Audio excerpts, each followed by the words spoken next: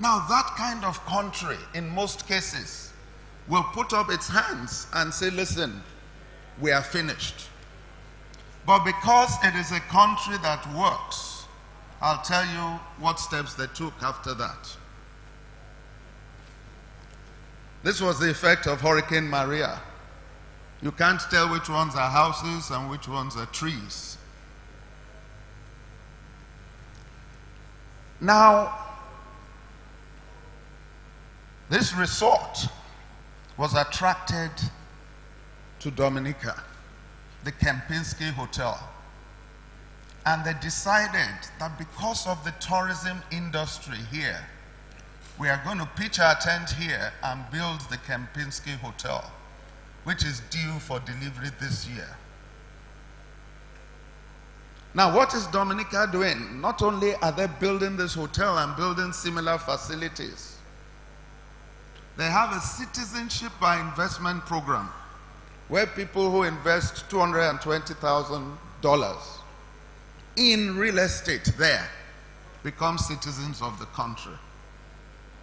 Now, the question you ask is, if we do that in Nigeria, will people rush down here? Not likely.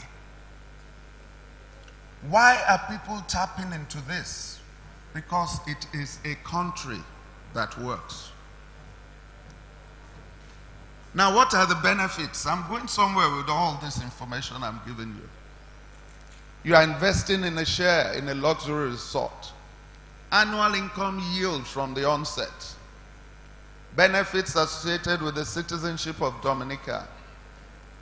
Now, holding their passport is visa-free to over 130 countries, including all Schengen countries, Hong Kong, Japan, all the works. Even people from Dominica do not need passports, visas to go to Zambia. There was a conference in Zambia in November last year. Nigerians had to get visas to go to Zambia, next door to us. Then they have a generous tax regime, no wealth, gift, inheritance, foreign income, or capital gains tax. Now, why are they able to do this? The country must be a respected country for their passport to be so powerful. Because I am sure if our people should approach the British High Commission that we're a Commonwealth country, let us come visa-free, I think our country will be emptied.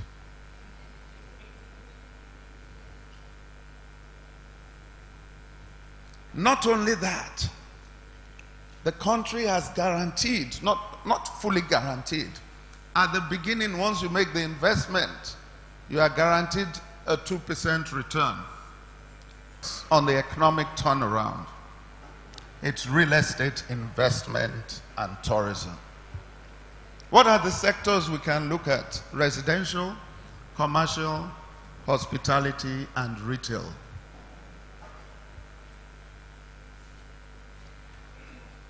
I'm going to go back to Nigerians. What do we need to do? You see, our mindset is a major problem. We're talking about a country where you leave the airport, you get to Oshodi.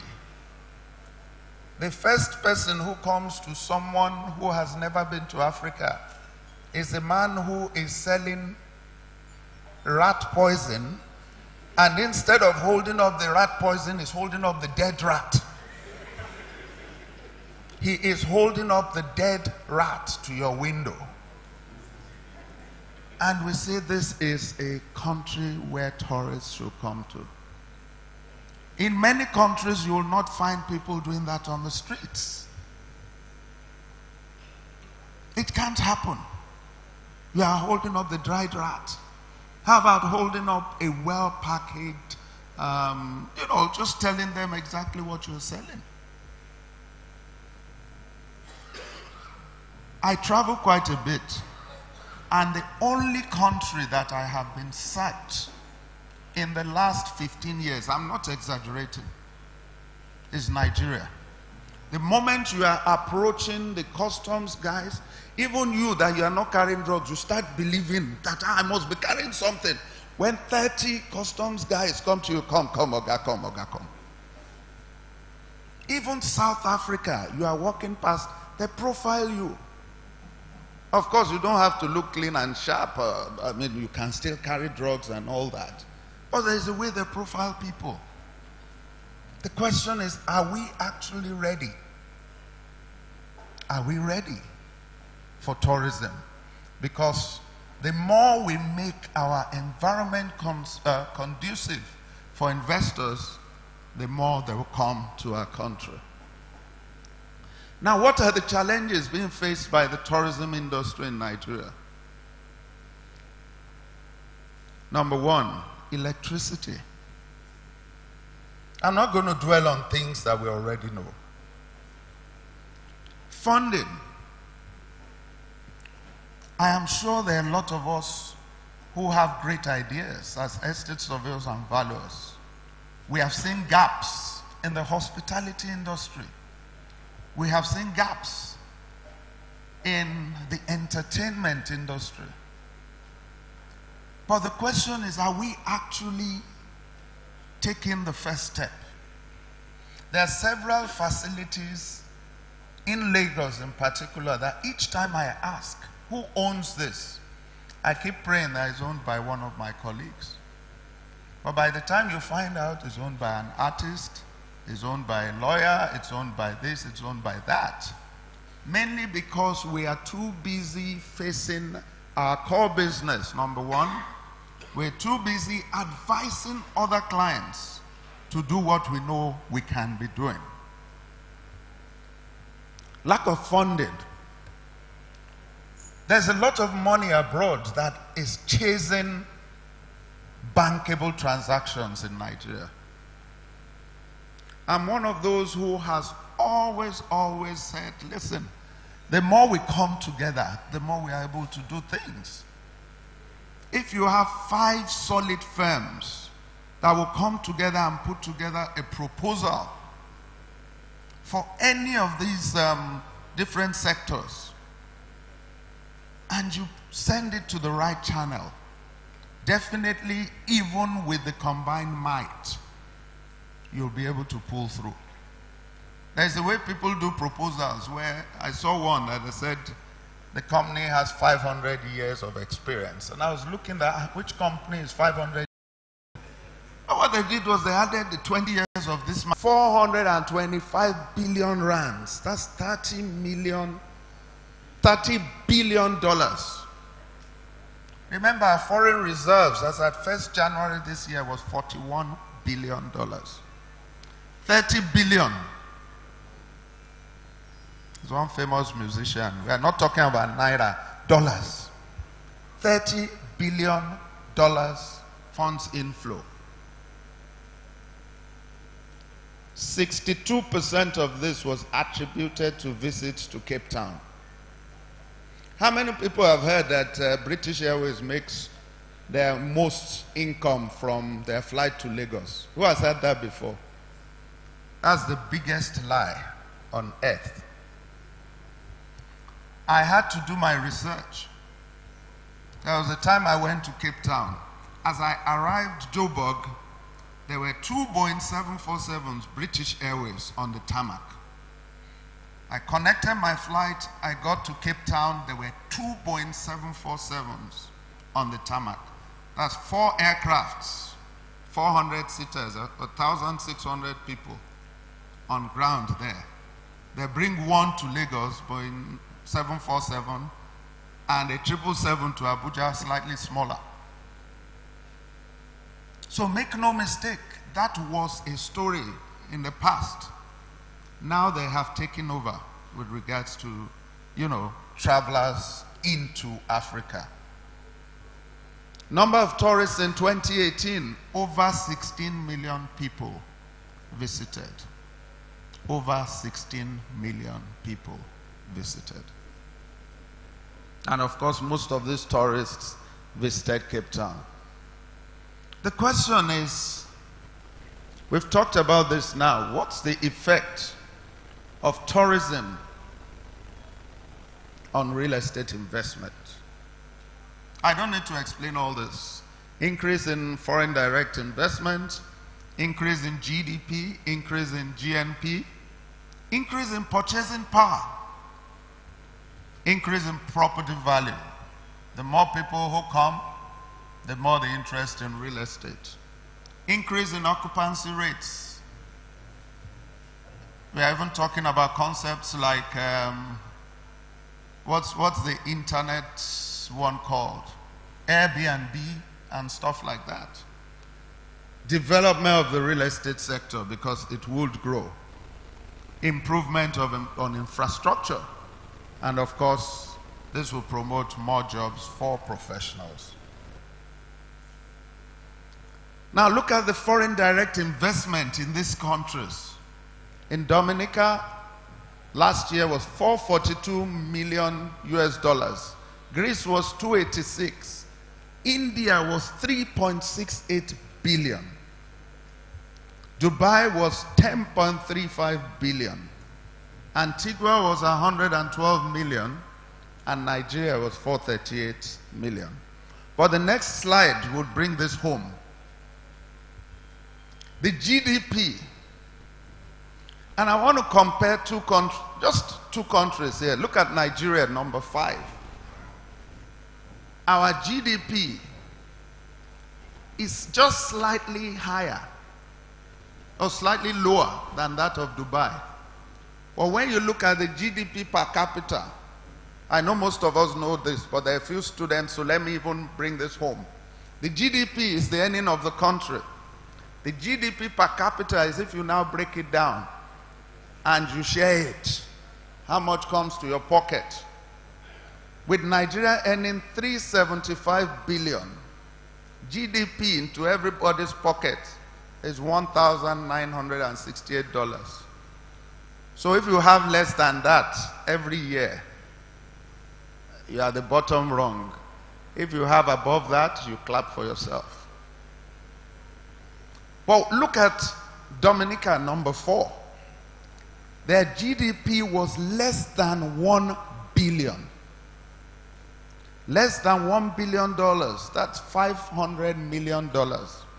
But because of their population of 74,000 people, each person's earning, on paper of course, was 7,689.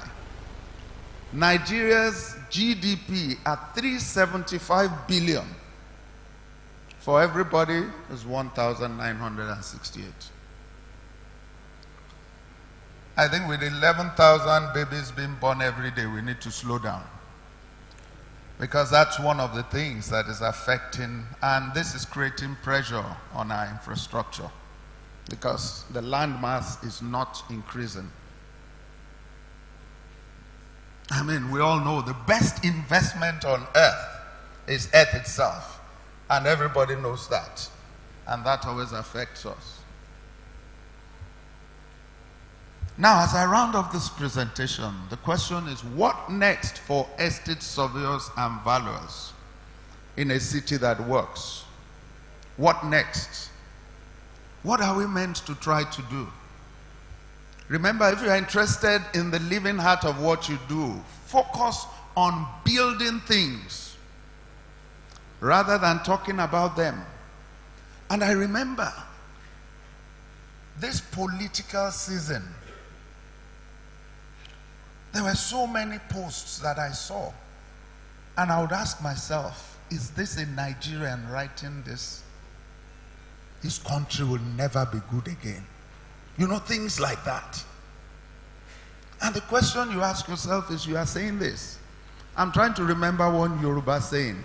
It was something like, if your mother has a boil, while you are in the house, you take care of it. When you get outside, you say, the boil has healed. But for us, we say the same thing inside that we go and say outside. While people, foreigners are coming in, at least the business people are coming in, though the tourists are not coming, and they are seeing what we are not seeing. I can't forget many years ago when kidnapping in Port Harcourt was heavy, I think about 10 years ago. I was at the airport boarding a flight to Abuja. And then I saw, you know, the way it is in Murtala Mohammed here, where sometimes they don't announce. I just saw people standing up and rushing for a plane. But because half of them were expatriates, I said this must be the Abuja flight. 10 years ago, but we just diverted again. So that this has been presented to us, I want us, those who have some questions, certain questions that could help us to develop tourism. And we now see the relationship between real estate development and tourism. Infrastructure must be there, hotels must be there for us, and you must have resort areas. It talks of the health center which India is taking advantage of. What can we look at? Our culture is very rich. If we concentrate on that, the fishing festival in Sokoto somewhere is very rich. The Egungun festival in the Igbo land is very rich. In Ogun State of recent, you have the drum festival, and it's becoming very, very interesting. So that the cultural area, but when they come, where do they stay? What of the security? These are the issues the man has raised, and they are very salient. So that we will now look at this issue and ask questions, relevant questions, questions that could help the institution, questions that could help the professionals, and then we move forward. Thank you very much. Once again, let us give a round of applause to our presenter. We are going to take just 7 questions. Let your comment be a little bit moderated, but let's give questions to the presenter so they can assist us. Yes, number 1. Number 1, take number 1. Number 2. The man at the extreme end. Could you stand and let me identify you? Okay, number 4. Bruni, number 5. Yes, can you please stand up? Let me see you well. Number 6. I'm not like the president, knows every one of us by name. Yes, can I see you properly? Number 7. I've not seen a lady. I want 2 ladies to join them. Yes, are you a lady? Okay. Yes, number 8. Number 9. That's my lecturer and my very good friend. Thank you very much. Any of the students joining us again? Do you have any of the students? Okay, we stop at number 9. Number 1. Good morning. My name is Twoyo Eribo. Benga, let me first thank you for your beautiful presentation. However, mine is a comment, really, some things to think about. The way I see this thing, no matter how much we talk about Nigeria in the positive light, the truth is that Nigeria is lacking leadership. Nigeria is lacking direction. So there's so much we can do as individuals. For instance, take a look at Obudu Cattle Ranch. All my life in Nigeria, I've been trying to get to that place. You just can't even get there. Look at Tinapa. When the governor who started Tinapa left, what became of Tinapa? I traveled by road to Shiroro, the Gurara waterfalls in Niger State. I looked at that potential. I've been to the one in Canada, the Niagara Falls in Canada. I did not see what was different in Niagara from what we could have done with the one in Niger State. So government, okay, let me take you closer home now in Lagos here. Look at the entire beachfront from VI up to Eleko. What is going on there? I have seen hotels in Benin Republic that are built into the ocean. So from your hotel room, you are walking straight into the ocean to have fun. So government, no matter what we do as individuals, if government does not set the right agenda, put in the right framework for private sector to come in, we're just going nowhere. So government is a big issue in driving tourism as far as I'm concerned in this country. Thank you.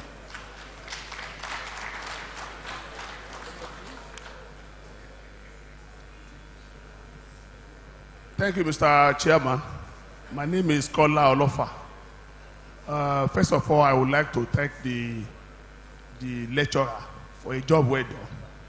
It has made me to be. Okay, sir. My question is about you mentioned 7 factors that attract tourism, and I found out that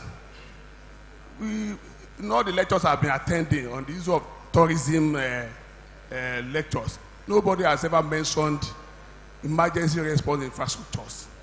In Nigeria, I'm very aware we don't emergency response infrastructure. They should be put in place.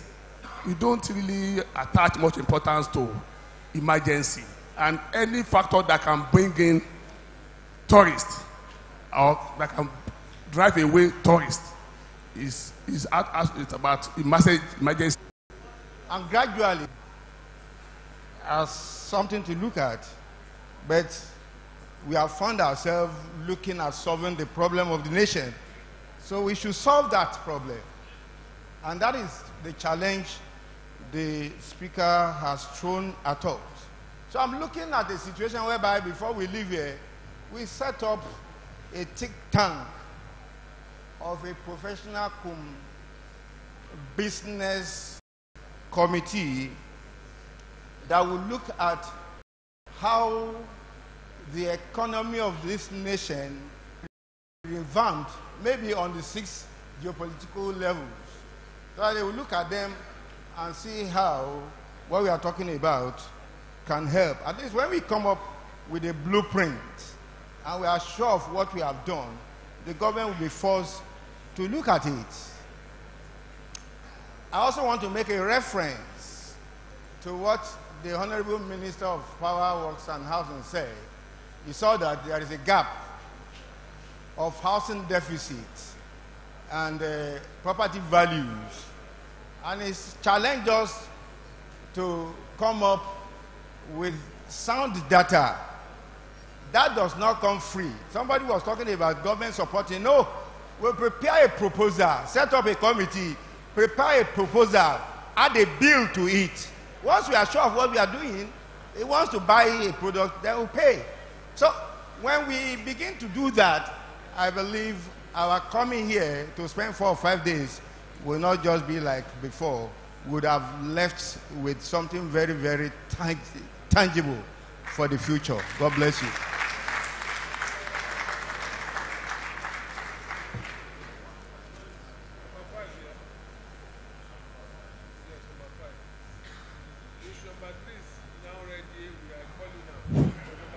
Good morning. Good morning, noble colleagues. My name is O.S. Boroni. I work with O.S. Boroni Associates as principal partner.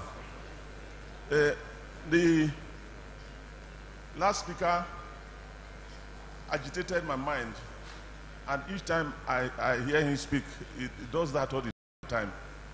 So what I want to, the contribution I want to make, when you are crossing the boundary from Dominican Republic to Haiti, the people from Haiti, they queue up like they treat animals. Before you can get there, the police and the customs and immigration, if when the market is going on, they will not allow them to enter the market until much, much later before they will let them go. And when you begin to see such things, you ask yourself, what is wrong with the black man? And then you come to Nigeria. The speaker spoke just now about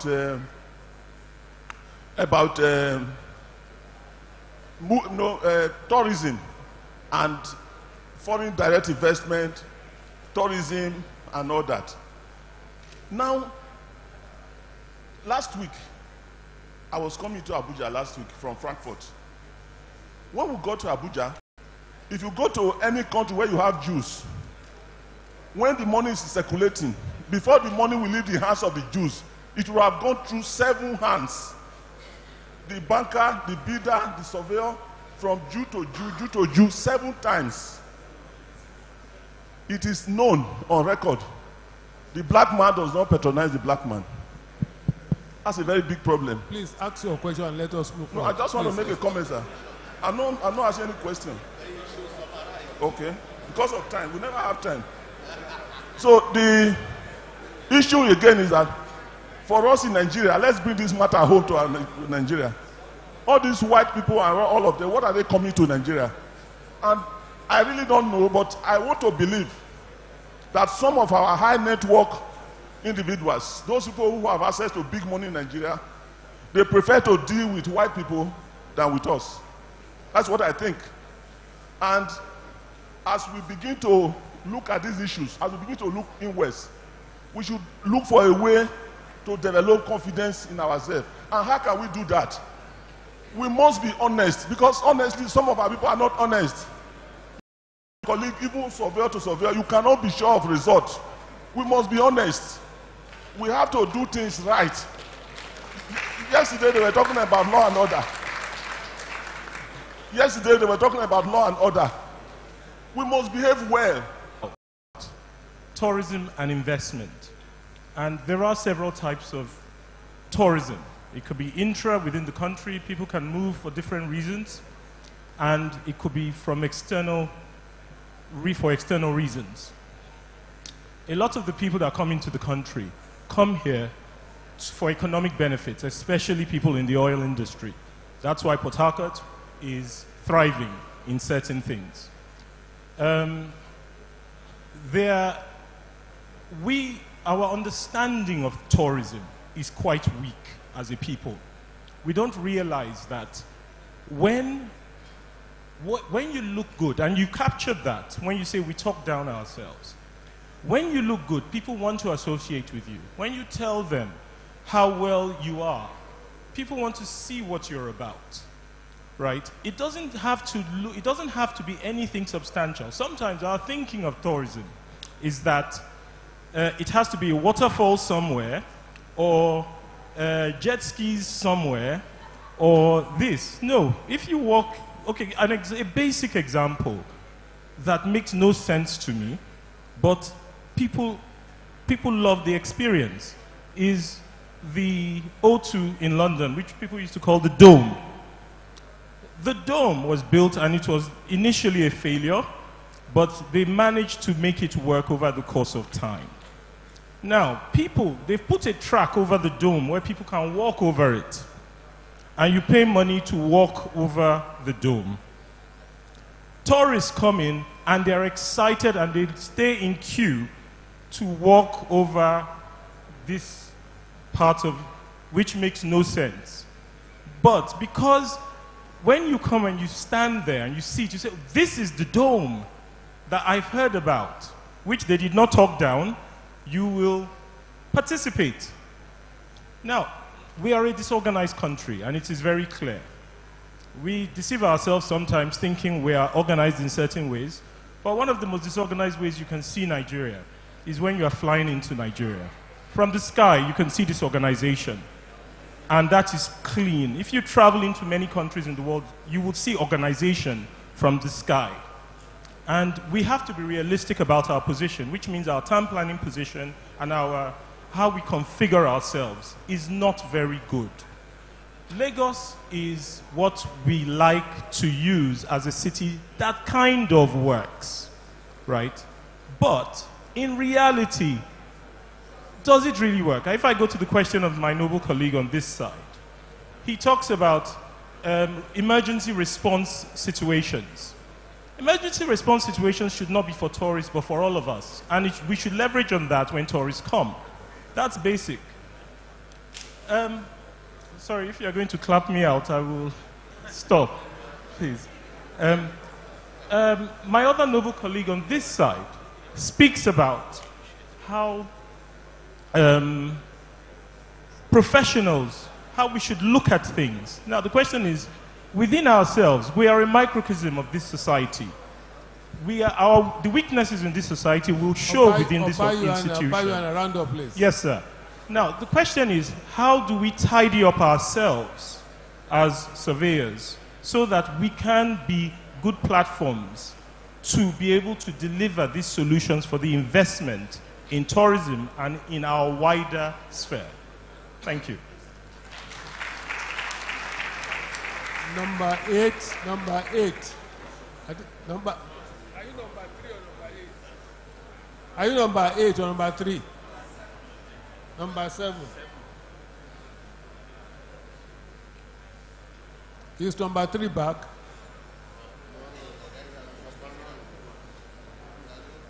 Thank you, Mr. Chairman. All protocols observed. Mine is more of a question on. Please, your name. Identify yourself. Yes, sorry. My name is ESV Amechi Umera. Thank you, Mr. Chairman. All protocols observed. I really appreciate the presentation given by a very noble colleague. He mentioned something that was very critical. He talked about systems. I think that really lays the foundation for whatever progress we want to make as regarding development and tourism. My contribution is there a way we can bring out the white paper, something to really